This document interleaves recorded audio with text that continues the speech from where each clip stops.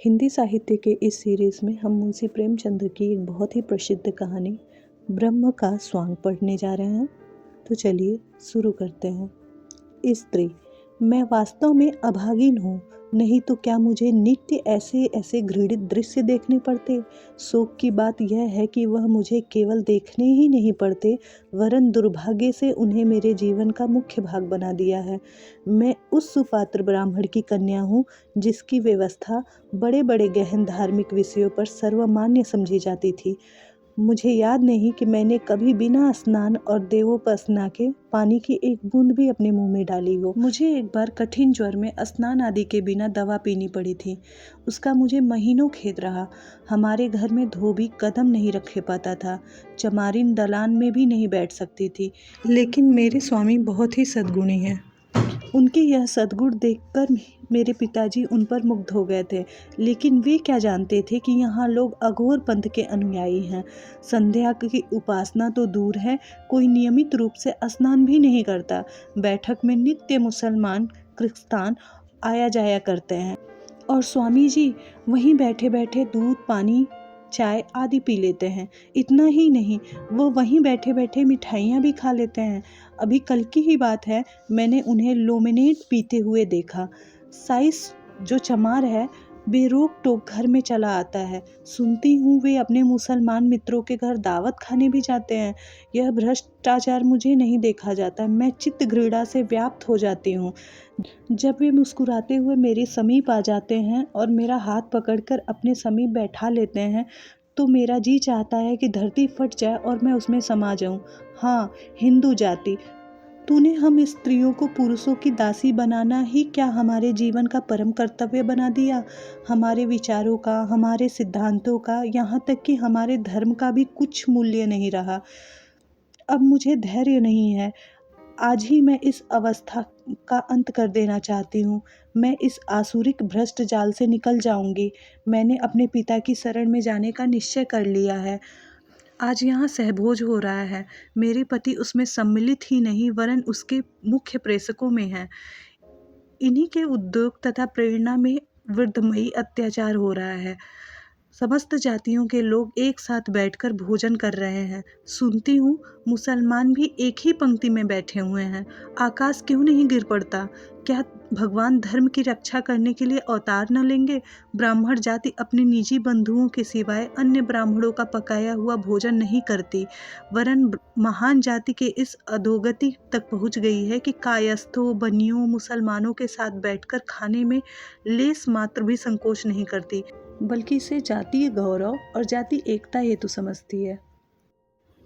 पुरुष, वह कौन सुख घड़ी होगी कि इस देश की स्त्रियों में ज्ञान का उदय होगा और वे राष्ट्रीय संगठन में पुरुषों की सहायता करेंगी। हम कब तक ब्राह्मणों के गोरख धंधे में फंसे रहेंगे? हमारे विवाह प्रवेश कब तक जानेंगे कि स्त्री और पुरुषों के विचार की अनुकूलता, समानता गोत्र और वर्ण से कहीं अधिक महत्व रखती है। यदि ऐसा ज्ञान होता तो मैं वृंदा का पति न होता और वृंदा मेरी पत्नी न होती। हम दोनों के विचारों में जमीन आसमान का अंतर है।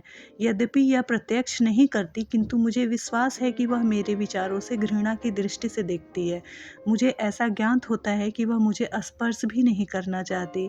उसका यह दोष नहीं है, यह हमारे माता पिता का दोष है, जिन्होंने हम दोनों पर ऐसा घोर अत्याचार किया।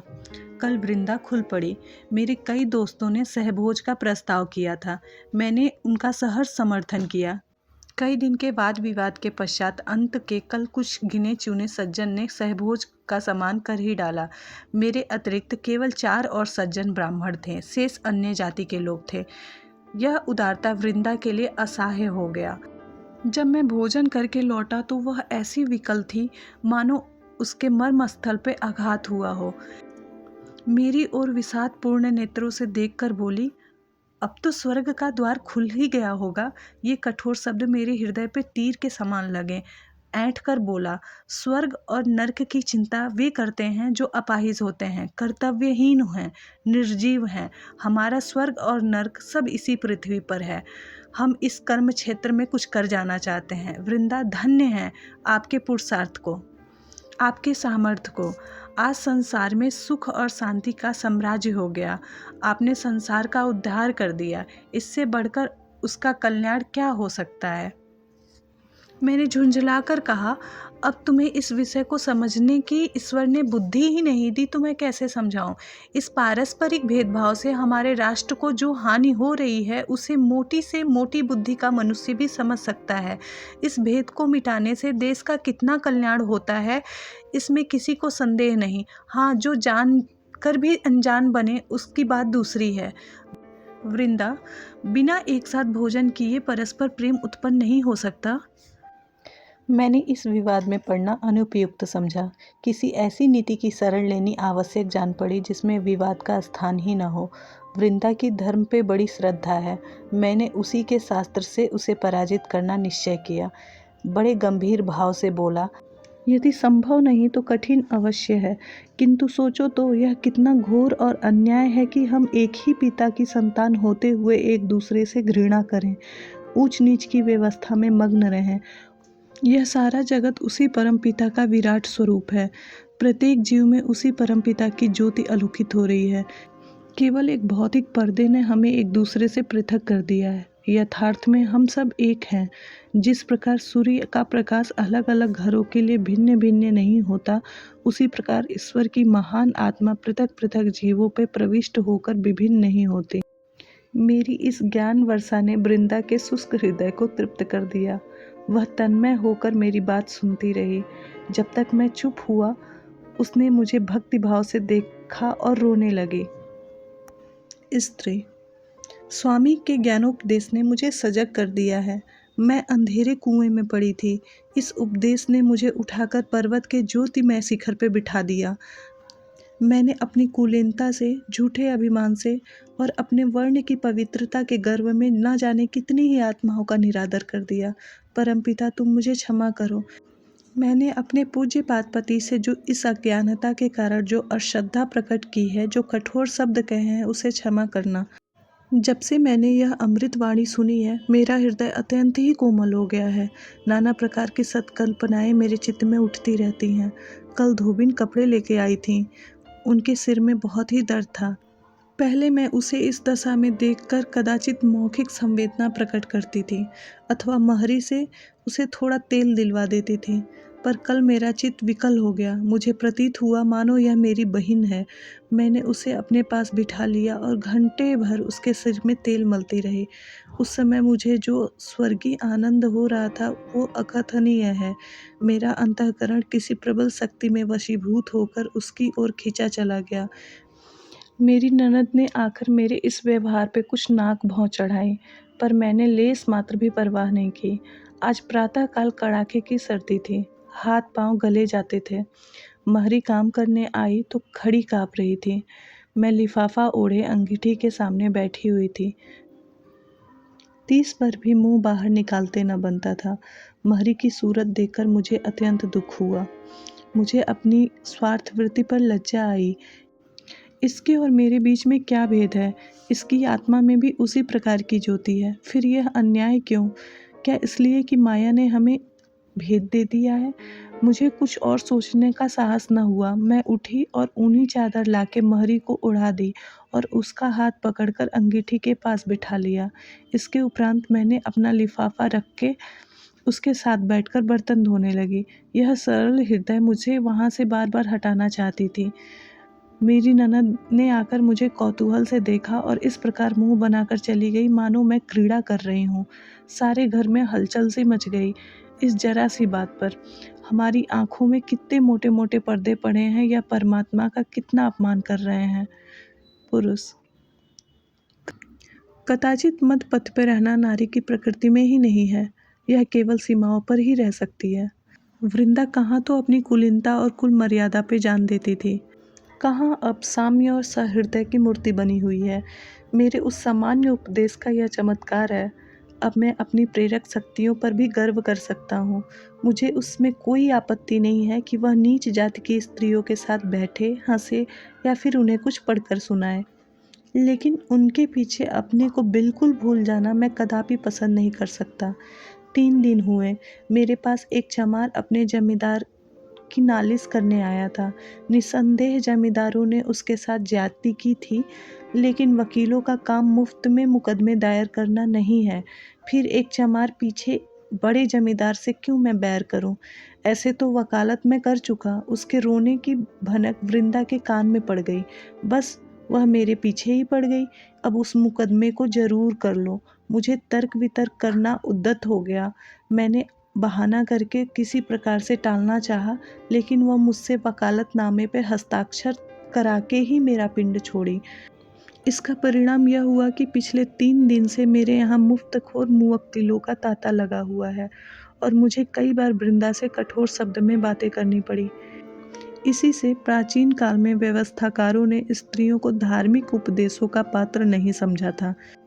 इनकी समझ में यह नहीं आता कि प्रत्येक सिद्धांत का व्यवहारिक रूप कुछ और ही होता है। हम सभी जानते हैं कि ईश्वर न्यायशील है, किंतु न्याय के पीछे अपनी परिस्थिति को कौन भूलता है?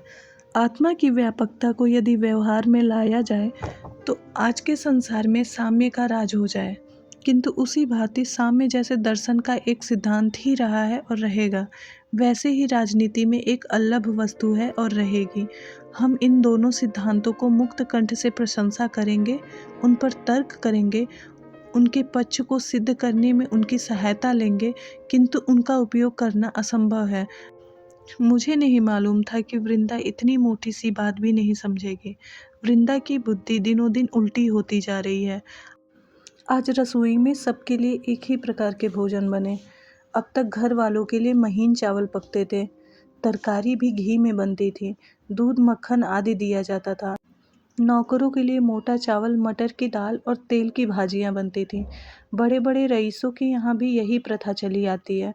हमारे नौकर ने भी कभी इस विषय पे शिकायत नहीं की, किंतु आज देखता हूँ कि वृंदा ने सबके लिए एक ही भोजन बनाया है। मैं कुछ बोल न सका, भौचक्का सा हो गया। वृंदा सोचती होगी कि भोजन में भेद करना नौकरों पर अन्याय है। कैसा बच्चों सा विचार है, नासमझ। यह भेद सदा रहा है और रहेगा। मैं राष्ट्रीय ऐक्य का अनुयायी हूँ। समस्त शिक्षित समुदाय राष्ट्रीयता पर ही टिका है, किंतु कोई स्वप्न में भी कल्पना नहीं कर सकता कि हम मजदूरों और सेवानिवृत्तधारियों को समता का स्थान दे देंगे। हम उनमें शिक्षा का प्रचार करना चाहते हैं, उनको दीनावस्था से उठाना चाहते हैं। यह हवा संसार भर में फैली हुई है कि उनका मर्म क्या है, यह दिल में भी समझते हैं, चाहे कोई खोलकर ना कहे। इसका अभिप्राय यही है कि हम राजनैतिक महत्व से बढ़ें, हमारा प्रभुत्व उदय हो, हमारे राष्ट्रीय आंदोलन का प्रभाव अधिक हो। हमें यह कहने का अधिकार हो जाए कि हमारी ध्वनि केवल मुट्ठी भर शिक्षित वर्ग में नहीं है, वरन समस्त जाति में संयुक्त ध्वनि है। पर वृंदा को यह रहस्य कौन समझावे? स्त्री: कल मेरे पति महाशय खुल पड़े, इसलिए मेरा चित्त खिन्न है। प्रभु, इस संसार में इतना दिखावा, इतनी स्वार्थहीनता है। हम इतने दीन घातक हैं। इनका उपदेश सुनकर मैं इन्हें देवतुल्य समझने लगी थी। आज मुझे ज्ञान हुआ कि जो लोग इस संसार में 2 नाव पर बैठना चाहते हैं, वे ही केवल जाति के हितैषी कहलाते हैं। कल मेरी ननद की विदाई थी। वह ससुराल जा रही थी। बिरादरी के कितनी ही महिलाएं निमंत्रित थीं।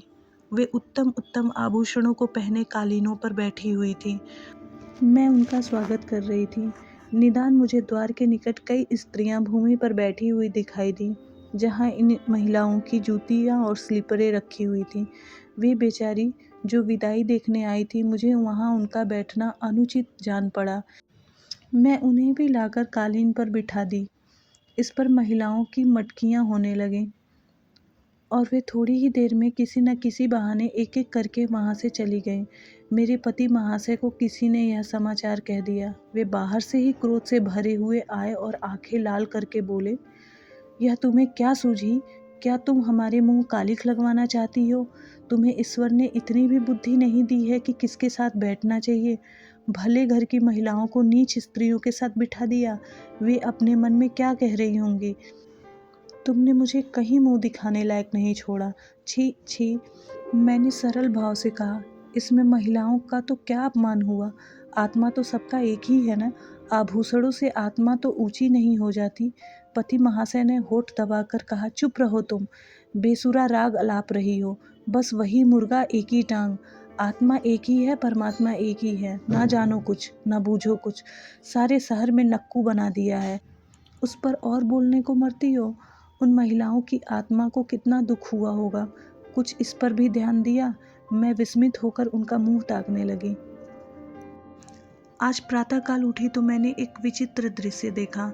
रात को मेहमानों की जूठी पत्तलें, सकोरे, दोने आदि जो बाहर मैदान में फेंक दिए गए थे, 50 मनुष्य उन पत्तलों पे गिरे हुए अन्न को चाट रहे थे। हाँ, मनुष्य, वही मनुष्य जो परमात्मा के निज स्वरूप हैं। कितने ही कुत्ते भी उन पत्तलों पर झपट रहे थे, पर वे कंगले कुत्तों को मार मार कर भगा देते थे। उनकी दशा कुत्तों से भी गई बीती थी। यह कौतुक देखकर मुझे रोमांच होने लगा। मेरी आंखों से अश्रुधारा बहने लगी। भगवान, ये भी तो हमारे भाई बहन ही हैं, हमारी आत्माएं हैं। उनकी ऐसी शोचनीय और दीन दशा। मैंने तत्क्षण मरी को भेजकर उन मनुष्यों को बुलाया। जितनी पूरी मिठाइयाँ मेहमानों के लिए रखी हुई थी, वे सब पत्तलों में रखकर उन्हें दे दिया। महरी थर-थर काँप रही थी। सरकार सुनेंगे तो मेरे सिर का बाल भी ना छोड़ेंगे, लेकिन मैंने उसे ढांढस दिया। तब उसकी जान में जान आई। अभी ये बेचारे कंगले मिठाई खा ही रहे थे कि पति वहाँ से मुंह लाल किए हुए आए और अत्यंत कठोर स्वर में बोले, तुम्हें भंग तो नहीं खा ली है? जब देखो एक न एक उपद्रव खड़ा कर देती हो। मेरे तो समझ में नहीं आता कि तुम चाहती क्या हो। ये मिठाइयाँ डोमड़ों के लिए नहीं बनाई गई थीं। इनमें घी, शक्कर, मैदा लगा है, जो आजकल मोतियों के मोल बिक रहे हैं। हलवाइयों को दूध के धोए रुपए मजदूरी के दिए थे। तुमने उठाकर सब डोमड़ों को खिला दी। मेहमानों को क्या खिलाया जाएगा? तुमने मेरी इज्जत बिगाड़ने का प्रण कर लिया है क्या? मैंने गंभीर भाव से कहा। आप व्यर्थ इतना क्रुद्ध होते हैं। मैंने जितनी मिठाइयाँ खिला दी हैं वह मैं मंगवा दूंगी। मुझसे यह नहीं देखा जाता कि कोई आदमी मिठाइयाँ खाए और कोई पत्तल चाटे। डोमड़े भी तो मनुष्य ही हैं। उनके जीव में भी तो उसी। स्वामी ने बात काट कर कहा, रहने भी दो। मरी तुम्हारी आत्मा। बस तुम्हारी ही रक्षा से आत्मा की रक्षा होगी। यदि ईश्वर की इच्छा होती कि प्राणी मात्र को समान सुख प्राप्त हो तो उसे सबको एक ही दशा में रखने से किसने रोका था? वह ऊंच नीच का भेदभाव क्यों ही देता? जब उसकी आज्ञा के बिना एक पत्ता भी नहीं हिल सकता, तो इतनी महान सामाजिक व्यवस्था उसकी आज्ञा के बिना क्यों कर भंग हो सकती थी? जब वह स्वयं सर्वव्यापी है, तो वह अपने ही ऐसे ऐसे घृणोत्पादक अवस्थाओं में क्यों रहता? जब तुम इन प्रश्नों का उत्तर नहीं दे सकती हो, तो उचित है कि संसार की वर्तमान रीतियों के अनुसार चलो। इन बेसिर पैर की बातों से हंसी और निंदा के सिवाय कुछ लाभ नहीं है। मेरे चित्त की क्या दशा हुई, मैं वर्णन नहीं कर सकती। मैं अवाक रह गई। हाँ, स्वार्थ। हाँ, महाअंधकार। हम ब्रह्म का भी स्वांग बनाते हैं। उसी क्षण पति श्रद्धा और पति भक्ति का भाव मेरे हृदय से लुप्त हो गया। यह घर मुझे कारागार लगता है, किंतु मैं निराश नहीं हूँ। मुझे विश्वास है कि जल्दी या देरी ब्रह्म ज्योति यहाँ अवश्य चमकेगी